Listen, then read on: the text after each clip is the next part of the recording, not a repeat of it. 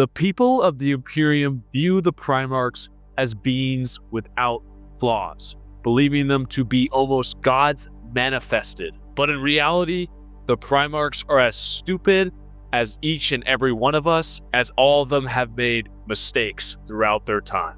Some larger than others. For example, Rabute Gilliman probably screwed up a tax form once. Pretty small, right? While on the other hand, Horus Lubercal set the whole galaxy ablaze with his so-called Horus Heresy. Kind of makes Gilliman look like a saint, right? But what about Magnus the Red? The Crimson King, some would say. The Psyker Primarch. Did he truly do nothing wrong? Or is he dumber than a loaf of bread? Hey there guys, it's a Falling Cow back with another video.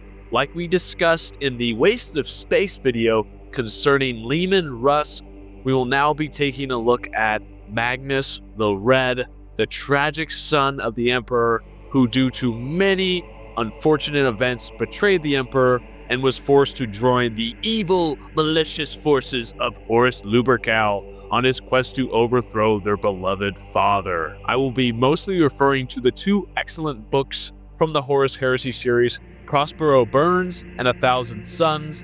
Both of these books are so goddamn good, and they tell the two sides of the burning of Prospero. I would definitely recommend checking out both of these books. But back to the video. So throughout this video, I'll be taking a look at obviously Magnus the Red, what caused him to inevitably fall from grace and into the heretical embrace of chaos. Oh no. And if he really did truly do anything wrong. Forewarning here, unlike Leman Russ, who I absolutely despise, screw you, Leman Russ, you fat piece of shit. Magnus, on the other hand, is one of my favorite Primarchs and overall favorite Warhammer character, although I will admit he is a massive dumbass. But within the Warhammer universe, who isn't? They're all dumb as bricks. Magnus's journey to chaos is truly sad, but we're going to be looking at how silly he is along the way and just overall why he made the decisions he made. This might be a little bit of a longer video because I really want to be thorough in my discussion of Big Daddy M. So let's get started first with who Magnus the Red is, and then we'll get into his silly mistakes. Let's get into it.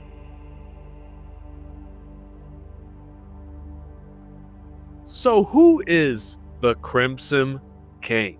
Well, simply put, he is the 15th created son of the Emperor of Mankind and is the Primarch of the 1,000 Suns. You know, the super magical guys that, you know, spontaneously burst into warped and mutated flesh.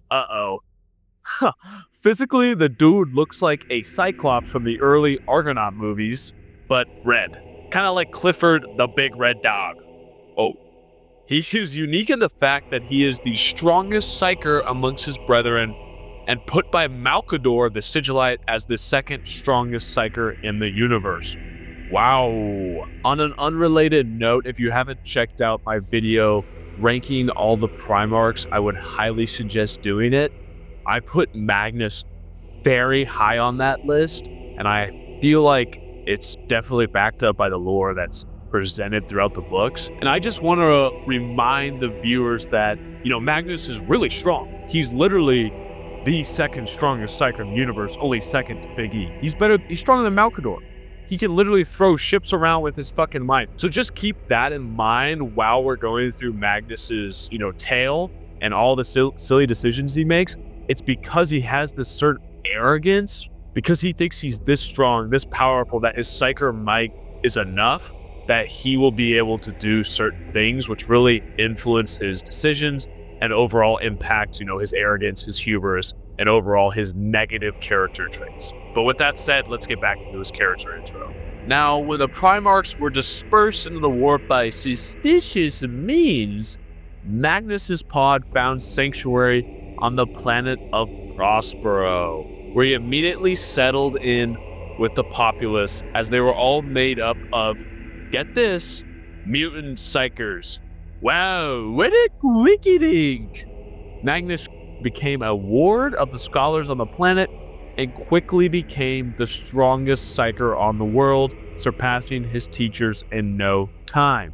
Using these newfound powers, Magnus explored the warp thoroughly and soon came into contact with Big E, his daddy, who would soon discover his home world years later, and he and Magnus would have a very happy reunion and hug it out.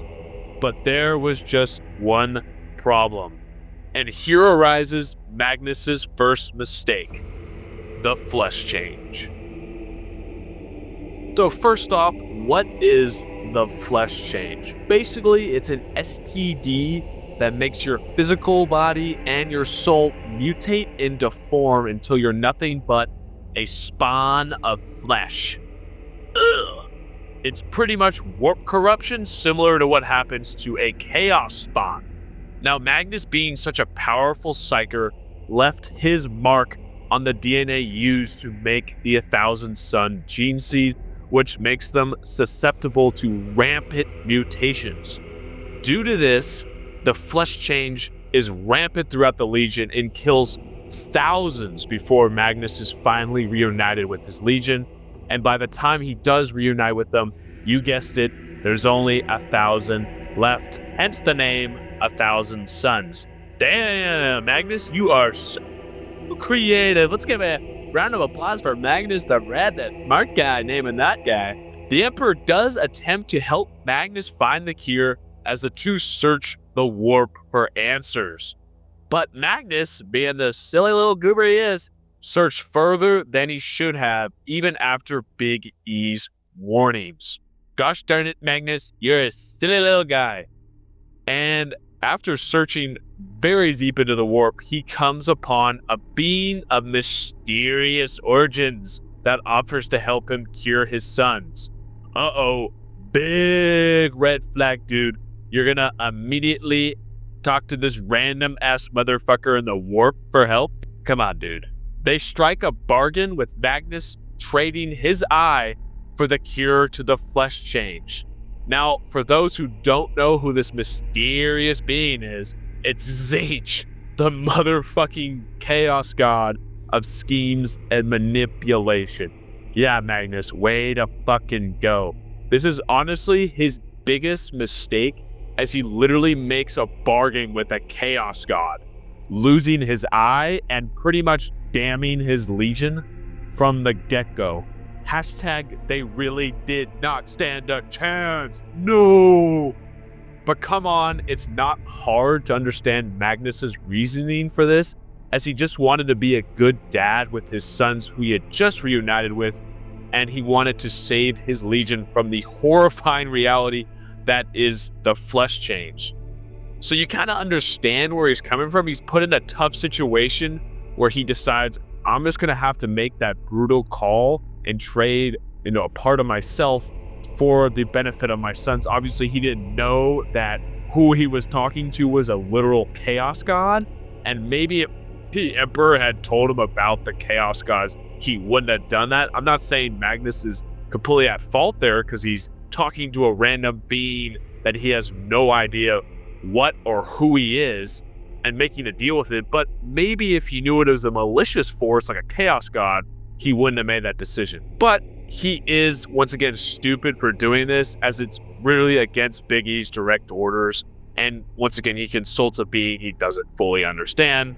Yeah, we don't talk to strangers, Magnus. Big oopsie, they'll give you chaos STDs, and trust me, it's no fun. This is the first time we see Magnus's greatest weakness on display, which is his hubris and arrogance, that he thinks he knows better because he is so strong and so knowledgeable. We'll see this time and time again throughout the Horus Heresy and Great Crusade until we reach the climax of his poor decisions, which is the Webway. But we'll talk about that later down the video. Pretty much it's always his way or the highway, and ultimately this form of decision making is not very smart, obviously. So with this bargain struck, he kind of sets his path and his Legion's path on, the road to damnation and destruction, because pretty much he has sold their souls to Tzeentch, who will come to collect, later, and particularly at the end of the Great Crusade and at the burning of Prospero. But I'm getting ahead of myself. So Magnus thinks the bargain with this mysterious being has halted the flesh change, which is true. It will halt for a time, but that gives Magnus a false sense of security, and both his actions that, he can do certain things that are without, beyond the Emperor's will, and also, two, allows his legion to finally join the Great Crusade in service to Big Daddy E. Magnus joined the Great Crusade in earnest, hoping to prove himself and his newly cured legion. He became best buds with Horus, Lupercal, Logar Aurelian, and of course, the Khan.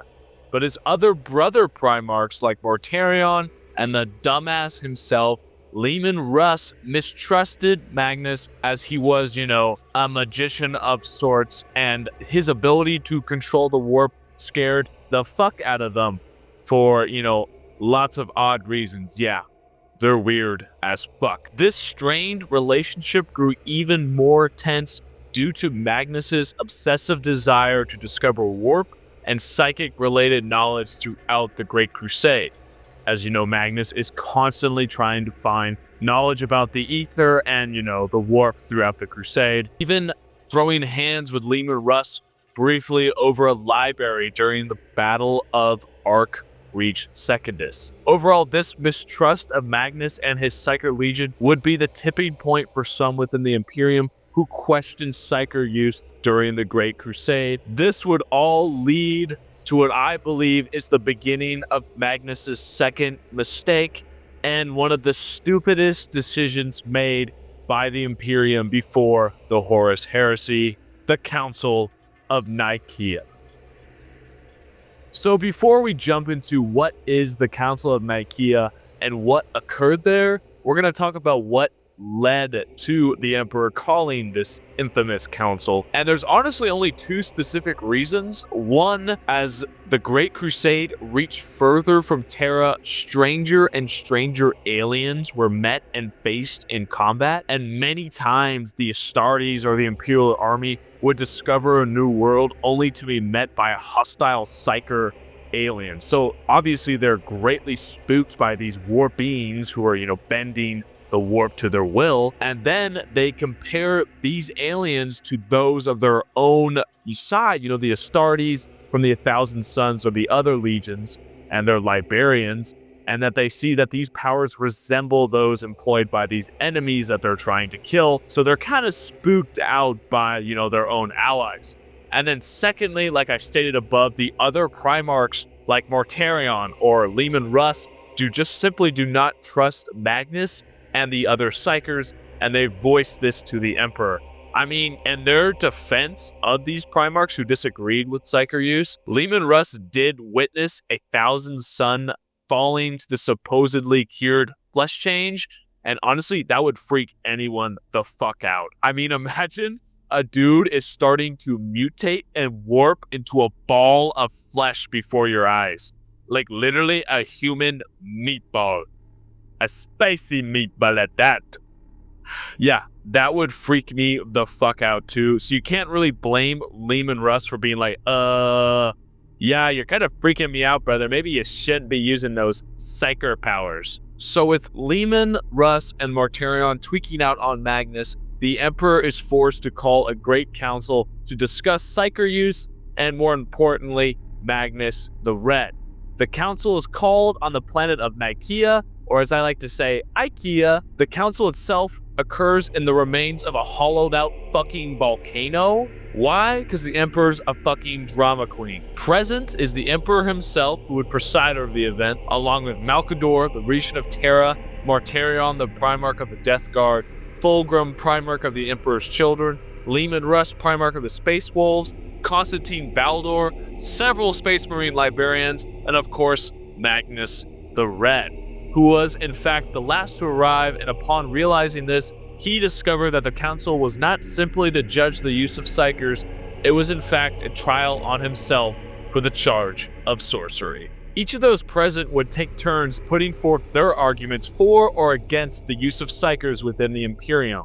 Mortarion himself laying down a vicious argument against Psykers just before Magnus the Red would have his turn. Magnus would face the audience and give an amazing speech, discussing humanity's fear of the unknown and that they have been wrong many times in the past due to believing in these fears. He then spoke of the future, telling of what great deeds Psykers could achieve in the future Imperium and how much of a travesty the Council of Nicaea would be seen by these future Imperial citizens, as it would be a barbarous act orchestrated by the arrogant.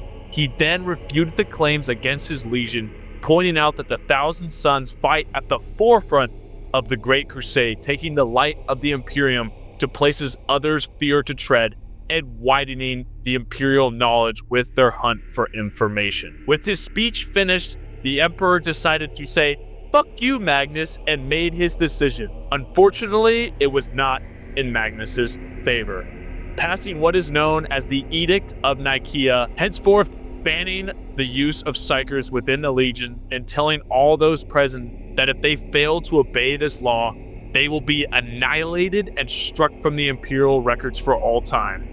Wow, that's pretty fucking heavy. Probably shouldn't break that, right, Magnus? Right? Before we jump into a quick analysis of how Magnus would feel in this current situation, I want to talk about the stupidity that the Council of Nicaea is. One, it eliminates and bans the use of Psykers and Librarians throughout the Imperium, which honestly makes no sense. It's like stripping one of your best weapons from your arsenal for reasons. And throughout the rest of the Great Crusade and then the Horus Heresy, literally none of the legions follow this law. The Dark Angels ignored it, the Emperor's Children ignored it, the Iron Warriors killed all the Librarians, so it was pointless. The White Scars ignored it, the Space Wolves ignored it, the Night Lords ignored it, the Blood Angels. I think the only legion that actually followed it was the Iron Hands and the Imperial Fists. 2 fucking legions out of 18 actually followed the Council of Nicaea. So honestly, it was incredibly pointless. It was literally just to put Magnus in a corner, which also doesn't make any sense. You want to ostracize one of your strongest Primarchs, who you have a goal of putting on the Golden Throne so you could put humanity in the webway. It literally doesn't make any sense. I feel like the Council of Nicaea's purpose was for the writers to make Magnus, follow down the road to chaos even more. But it honestly just makes the Emperor look like a fucking massive moron. I cannot wait to do a video just shitting on Big Daddy E. Even though he's a sick character, he has so many flaws that it's so obvious why the Horus Heresy happened. But with that said, let's jump into how Magnus would feel going back to Prospero after the Council of Nicaea, which will show why he made certain decisions that led up to the breaking of the webway and then afterwards the burning of Prospero. Now, first off, I want to say, like many of you know, all the Primarchs, including Magnus, are super entitled and arrogant and steaming with daddy issues, which means, as you can see, most of them do not make good decisions, a la Horus and the Horus Heresy. They have godlike powers, but are all stunted adult children, with most of them having egos that could rival the Emperor himself when it comes to their own capabilities. But let's put ourselves into Magnus the Red's shoes. So the Council of Nicaea has just occurred, which was a public assembly in front of the whole Imperium, and the result of it was both the biggest humiliation, as the Emperor himself has scolded you and your Psyker use publicly, and secondly, it is a setback to your own goals, which is to bring humanity to the light of Psyker use and its many benefits, as Magnus is an advocate for humanity's eventual ascension as a psychic species. This is even more important to Magnus, as throughout the Great Crusade he has collected extensive knowledge about Psyker use and the warp and believes that it is humanity's salvation. So once again, imagine you're Magnus after attending the Council of Nicaea, a highly public event with strict strict legal consequences across not just the Great Crusade, but the Imperium as a whole. And your ideas have not only been publicly rebuked, but effectively legally ostracized and outlawed.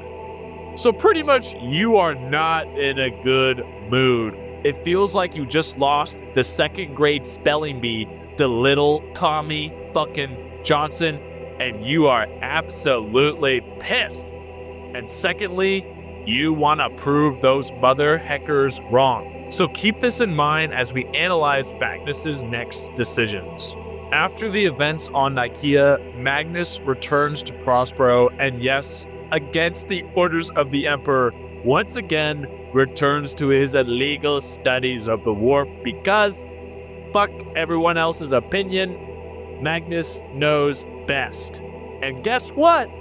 During these studies, you come across your brother Horace Lubercal, you know, the newly appointed War Master. And you know where this is going, guys.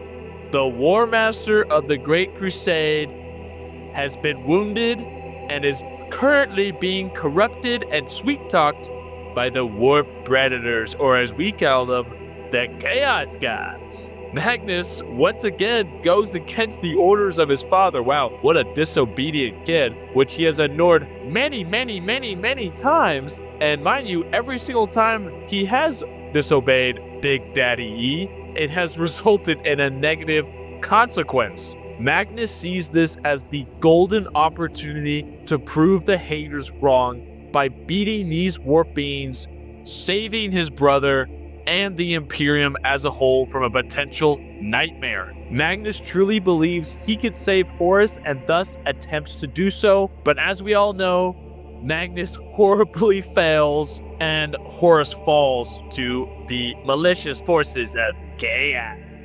Which honestly, as I talked about in the last video, makes no sense.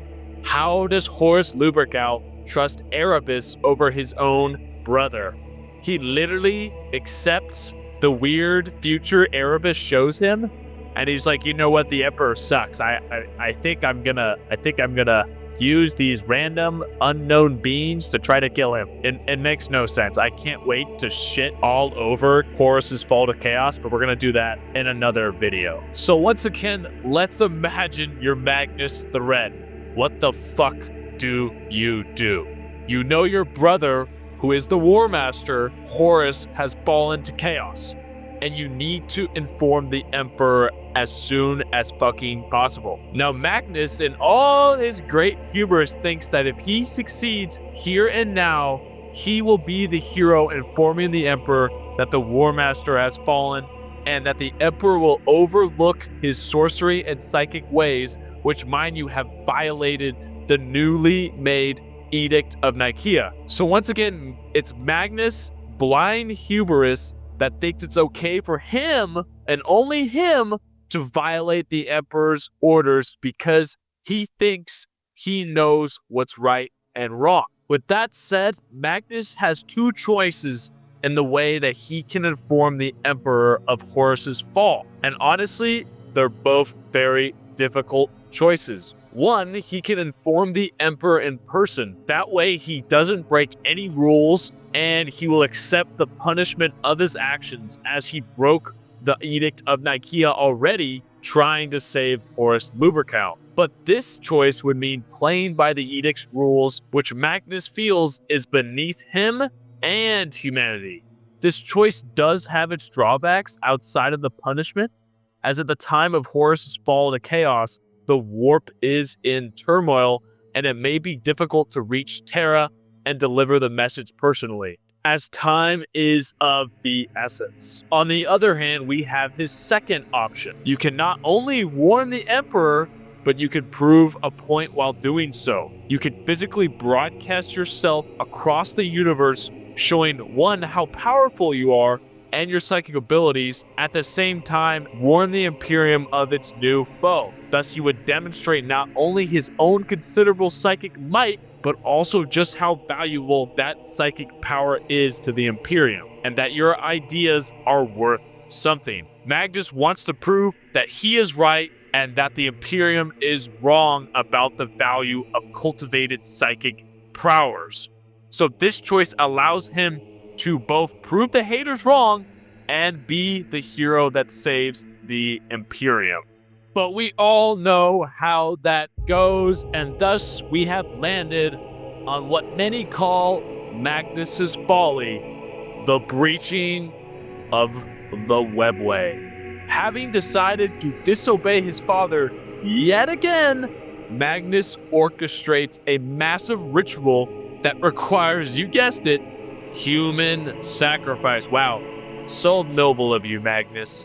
He broadcasts himself across the galaxy and eventually finds himself at the webway's entrance to Terra. And being the silly guy that he is, he decides that he will take a shortcut through it.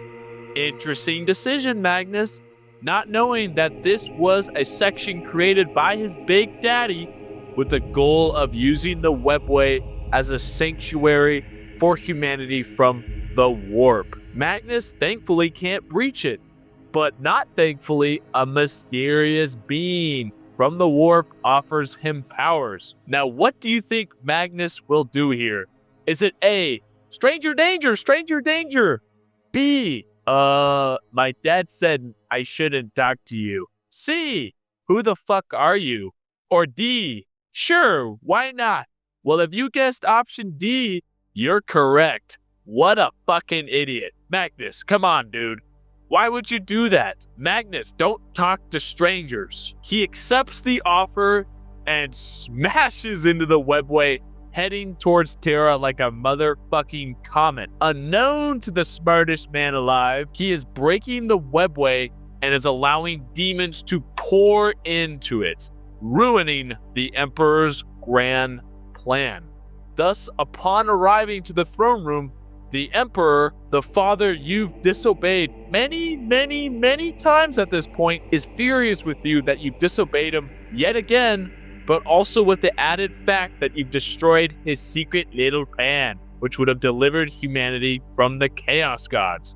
So naturally, the Emperor doesn't listen to you and banishes you without a second thought. So you both failed your plan to tell the Emperor of Horus's fall and have breached his webway. What's next? Well, it's a little something called the burning of Prospero. After breaching his webway and breaking the Edict of Nicaea, the Emperor dispatches Leman Russ, his executioner, to bring Magnus the Red to justice, with a specific order to bring him back alive, mind you. An order that Horus changes and Leman Russ stupidly follows? I mean, I know we've talked about this before in the shit on Leman Russ video, but it really doesn't make sense why Leman Russ decides to enact this order he gets from Horus. I mean, he's with Constantine Valdor and the Sisters of Silence, who also have the direct order from the Emperor to bring Magnus back alive. So it doesn't make sense for Leman Russ to, one, heed this order from Horus, and two, it doesn't make sense that the Custodes or the Sister of Silence say, hey, wait, the Emperor wants that guy back alive. Why are you trying to kill him? I just think it's a little bit of silly writing, but I really understand why the writers had to do it. They have to make Magnus switch to the traitors somehow, and that's how they end up doing it. Thus, Leman Russ descends upon Prospero with an army of Space Wolves, Sisters of Silence, and Custodes. But the real question is, what does Magnus do? Well, let me tell you, he does absolutely nothing. He legit sits on Prospero and twiddles his thumbs. He tells his fleet to withdraw, he cuts off all communication on the planet, and he tells his sons to disarm. When Leman Russ does attempt to communicate with Magnus, he doesn't respond, and so Leman Russ decides to attack the undefended Prospero. You may ask, why is Magnus standing down? Well, in the book 1,000 Suns, Magnus believes that it is his punishment for betraying the Emperor by breaking the webway. So he believes that by standing down and letting his legion and his home world be destroyed by the Space Wolves, It is justice for his actions of breaking the webway. The 1,000 sons disobey their father's commands and try to defend the planet, but ultimately fail. Now Magnus, being the ultimate hypocrite, decides that he is actually going to fight and intervenes, engaging himself in a duel with his brother Russ. You all know how this one goes down. Magnus loses and his physical body is destroyed, but he does manage to save his legion, a portion of Prospero, and his corporeal being, transporting them far away to the planet of sorcerers. Now this act dooms his soul to chaos. Sad boy sounds. Although throughout the rest of the Horus Heresy, he kind of teeters on the edge between joining Horus and staying neutral, he eventually does indeed join Horus during the Siege of Terra, and by the end of it, he's a stupid demon Primarch with hooves and all the shit that furries love. Rest in peace, my red boy. I'd love to do a future video discussing Magnus's shards and his involvement during the Siege of Terra, but I feel like this video is long enough already that I don't think I really want to get into the shards of Magnus and the whole story that goes into him trying to rebuild himself. As when Leman Russ breaks his fucking back, Magnus's body and soul shatters into a million pieces and his shards are spread throughout the universe. I feel like I don't need to dive into that because this video is more pointedly put on Magnus's decisions before the burning of Prospero. I would love to do a video discussing what happens after the burning of Prospero and why Magnus decides to eventually align himself with Horus, but I feel like that should be done in another video. Maybe we could do a part 2 discussing that, and I would love to do it. So make sure to like this video. It really will motivate me to do a part 2. Before I end this video, I just want to break down the decisions that Magnus took and to truly see if he was wrong in those decisions. I mean, you probably know the answer to that already. First off, before the Great Crusade, thinking that he's smarter than the Emperor, he disobeys him for the first time and journeys incredibly deep into the warp for the answers to the flesh change, and without consulting the Emperor, makes a bargain with a being he has no idea what it is, sacrificing his eye for possibly the cure to the horrendous flesh change. I mean, come on, dude. He thinks he knows better, but alas, that is not true. Second, we have his attitude throughout the Great Crusade. Magnus is a good guy and a good brother and is very loyal to the Emperor, but the way he acts throughout the Great Crusade does not paint him or his psychic ideals in the best light. He and his legion constantly prioritize saving knowledge and books, #nerd, than actually completing the objectives of the Great Crusade, abandoning loyalist forces for their pursuit of knowledge. That's how Magnus eventually comes to blows with Russ over a fucking library. He just generally acts like he knows better because of his psychic abilities, like he is entitled compared to the rest of humanity and his brothers. This is one of the contributing facts to the Council of Nicaea. Thirdly, we have his obviously dumb decisions that led to the destruction of the webway, with him disobeying the Emperor once to save Horus, and then even a bigger fuck up when he attempts to warn the Emperor. This all cultivates in the burning of Prospero and Magnus sadly falling to chaos. So let's ask the question again. Did Magnus do nothing wrong? No, he did a ton wrong. He made countless mistakes due to his own arrogance and hubris, which led him to believe he could and should be able to do things that he otherwise was warned not to. We see this with most of the Primarchs though, as I mean, they are all man-children that think they all know better. I think Magnus is overall a good dude, and he was just put in several situations where he ended up making the wrong mistakes. First with the flesh change, then with the webway. I mean, if only situations were different, but obviously the writers had to put him into these situations that would eventually lead him to fall to chaos. I mean, it's a classic situation where you have two options, and obviously that character is going to pick the wrong decision because he literally has to, or the story will not progress. That is where the fundamentals of the Horus Heresy occur. I mean, it's Horus making his decision, followed by Magnus, followed by other Primarchs. It's all pretty much built on the Primarchs being stupid as a brick, which overall leads to the tragic situation that occurs. Well, that concludes my analysis on if Magnus truly did nothing wrong. I really hope you enjoyed this one. I really loved making this, as Magnus is one of my favorite characters in Warhammer 40K. It did take a little bit longer than usual, but I'm really excited to get this out to you guys. If you are not subbed, I appreciate if you hit that like and subbed. It really helps me out and motivates me to keep churning out that Warhammer content.